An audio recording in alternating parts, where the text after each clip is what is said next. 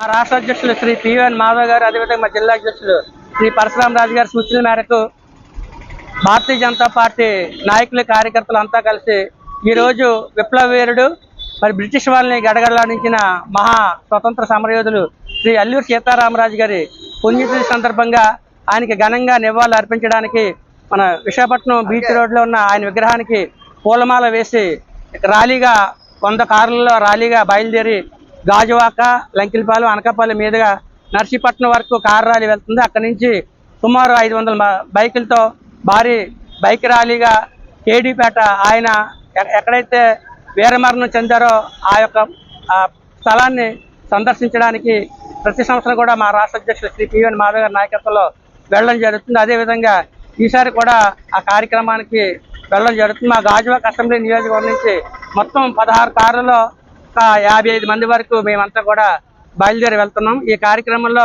మా జిల్లా ప్రధాన కార్యదర్శి గారు శ్రీ చిరుతపల్లి నోకరాజు గారు, జిల్లా ఉపాధ్యక్షులు శ్రీ దేనికొండ కృష్ణరాజు గారు, అదేవిధంగా జిల్లా కార్యదర్శి గారు శ్రీ సోమబాబు గారు, మా గాజువాక ఇన్ఛార్జ్ గారు, అదేవిధంగా లేబర్ బోర్డు డైరెక్టర్ గారు శ్రీ పొలిమేర శ్రీనివాసరావు గారు, మహిళామూర్తులు నాగేశ్వరరావు గారు, గుంటూరు శంకర్రావు గారు అందరూ పాల్గొన్నారు. అందరికీ పేరు పేరున ధన్యవాదాలు తెలియజేస్తున్నాను.